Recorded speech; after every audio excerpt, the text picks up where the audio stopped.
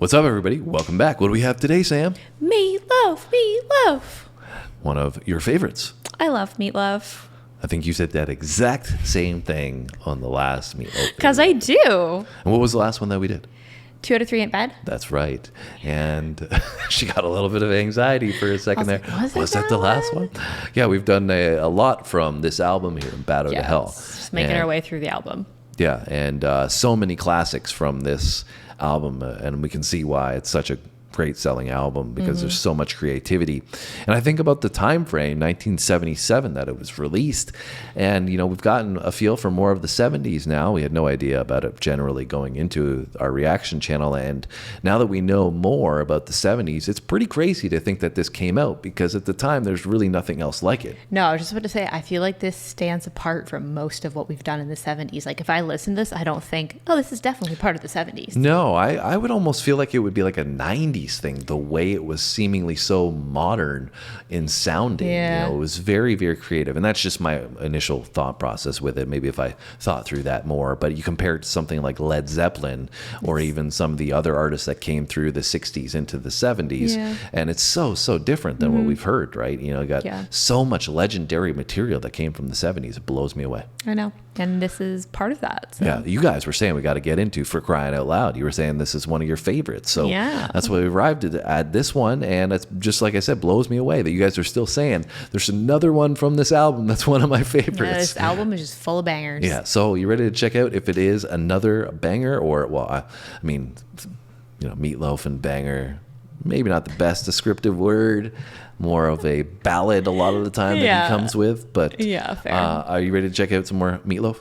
I am. Of course you are, because you said you like Meatloaf. Anything you want to add before we start? Because I was yammering on a whole lot there. I don't think so. I've enjoyed all of them. Like, I think Paradise by the Dashboard Light is still my favorite because it's just nostalgic for me at this point, right? Obviously, but all of them have been awesome, like great experience. So I'm excited. Well, I won't yap as much when we pause it, so I'll let you tell us how you feel about For Crying Out Loud first before I start talking. All right? Agreed? All right. We all good with that? Yeah, I'm just distracted by this visual right now. All right. Well, we don't have a video for the first time, so yeah, true. we get a full listening experience. All right. Let's go.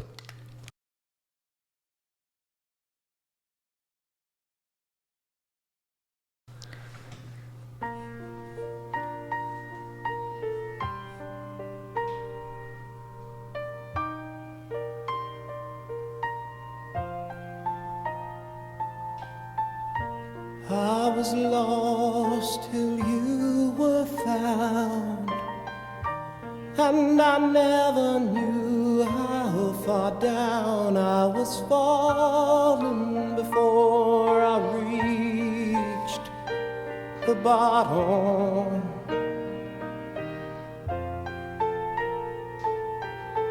Well, I was cold and you were fire, and I never knew how the fire could be burning on the edge of the ice field.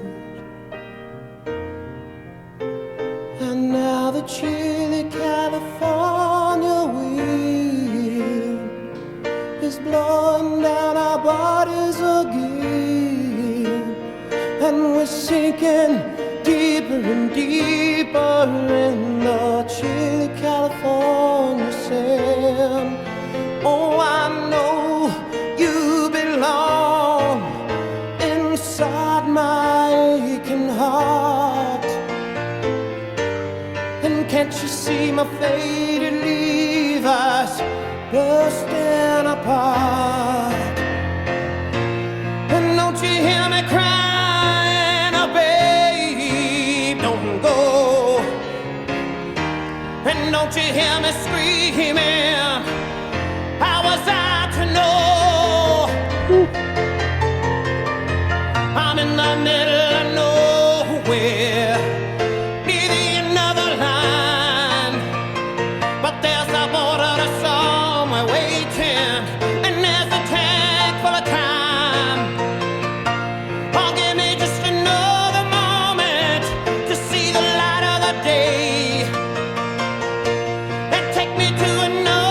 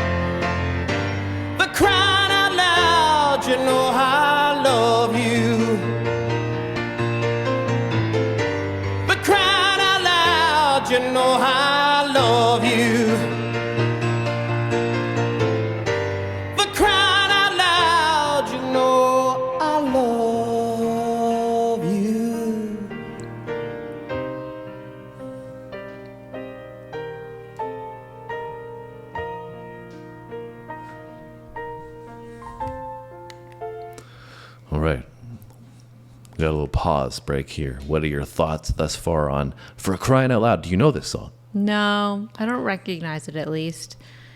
I like it. I think that it's just absolutely wild to me how much you can build, how much he can build with just a piano in his voice.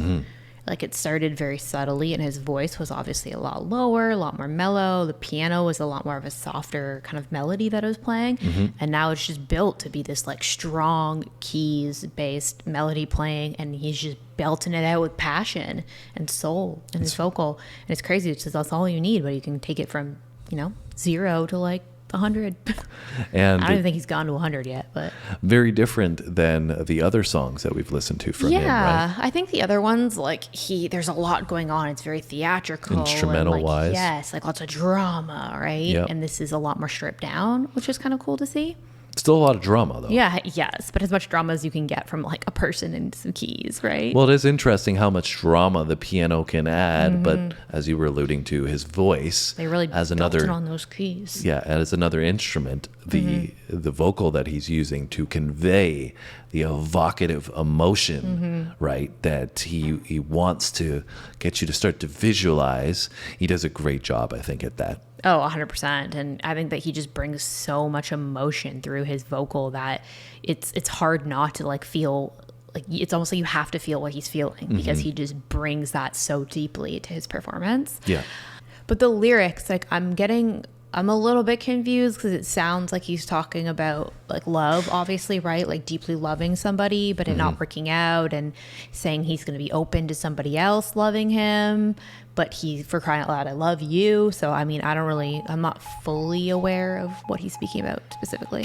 Yeah, I can't say I'm grasping the concept in completeness because the other ones he's kind of told a story. And I feel like that's probably similar for this one in a love story, but maybe in a more struggling love story, we'll say. Okay. But I think in general, the lyrics are just very poetic, the way it's been put together. And you guys had talked a lot about the writer. I think it's Jim Steinman. Yeah. I think he might be playing the piano in this one as well. Okay, so cool. Nice. you guys were really highlighting his lyrical abilities in the last one that we did, 2 out of 3 Ain't Bad, and because I was just loving the poetic lyricism from that too. So I'm gonna guess it's Similar that to similar this. feel we're getting from Jim Steinman A in little this bit one. abstract, more poetic, and just Well, this one I would say is more abstract. I would say the other ones that we've done have not been as such, but maybe it's just we're not grasping it completely. That's First also a listen. possibility. So let's listen to some more and Cool. see if we gather any more intel. For crying out loud, you know I love you.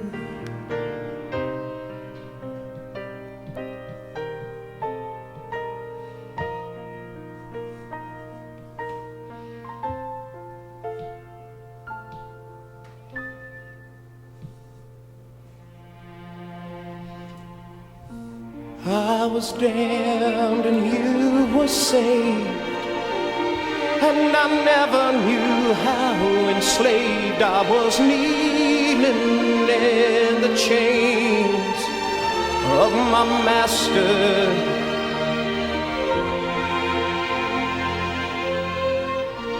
I could laugh, oh, but you could cry.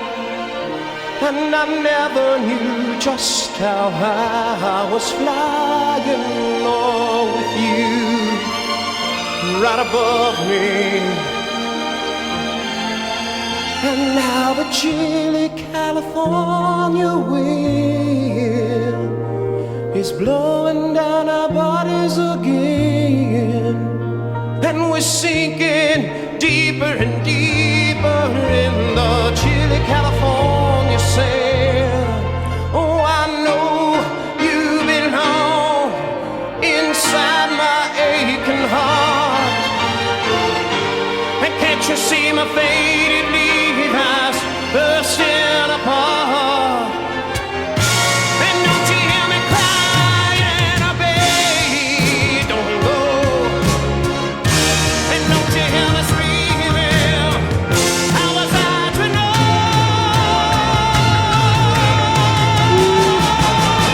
I'm in the middle of nowhere, needing another line, but there's a border to somewhere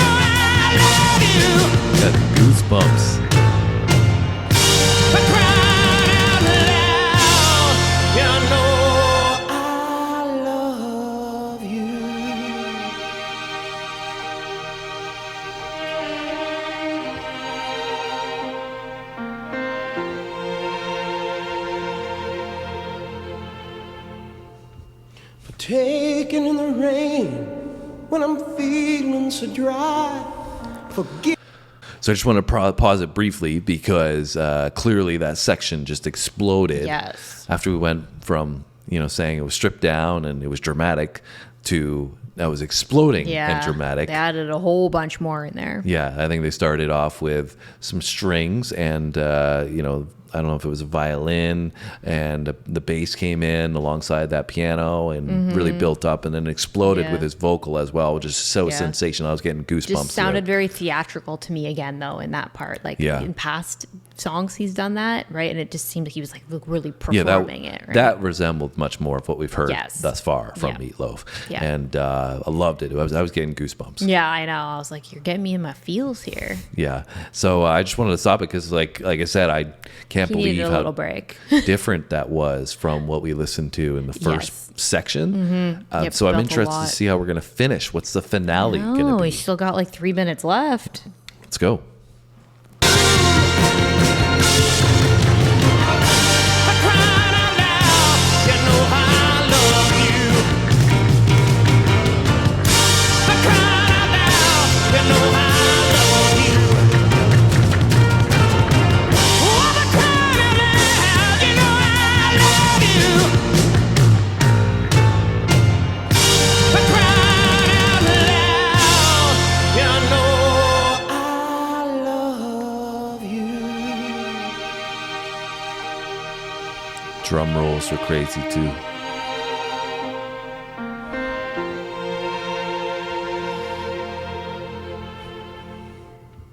For taking in the rain when I'm feeling so dry, for giving me the answers when I'm asking you why.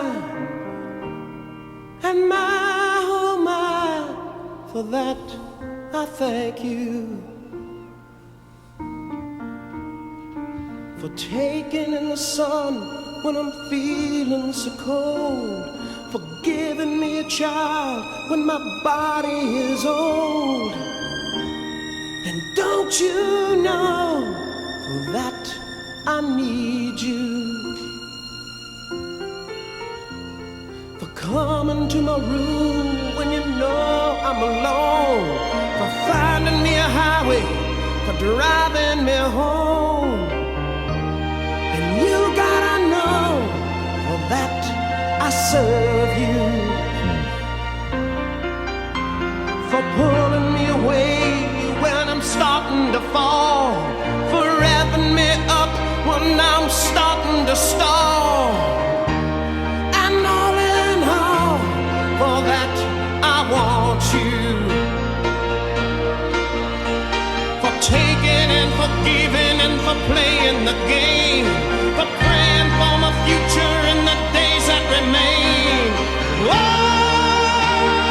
Lord, for that I hold you. Oh, but most of all, for crying out loud, for that I love you.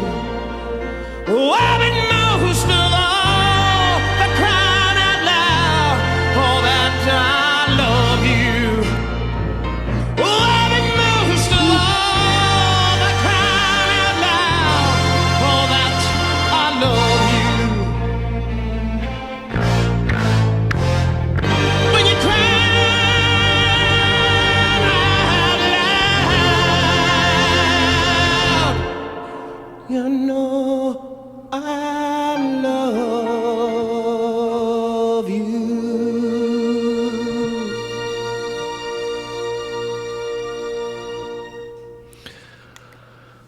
Another masterpiece from Meatloaf. Yeah, it was super complex and creative. Yeah, the composition was just outstanding. The different sections that we talked about, the use of instrumentation, just creating this dramatic feel of a performance of, much more than music. It felt like. Yeah.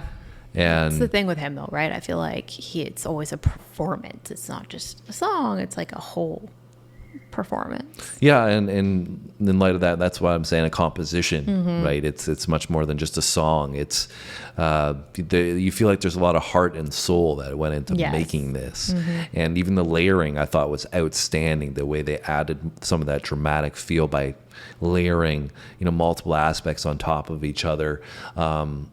Combining, his vocal as well. But what were your feelings on the back half? Because I felt like he was talking about his spiritual awakening of sorts.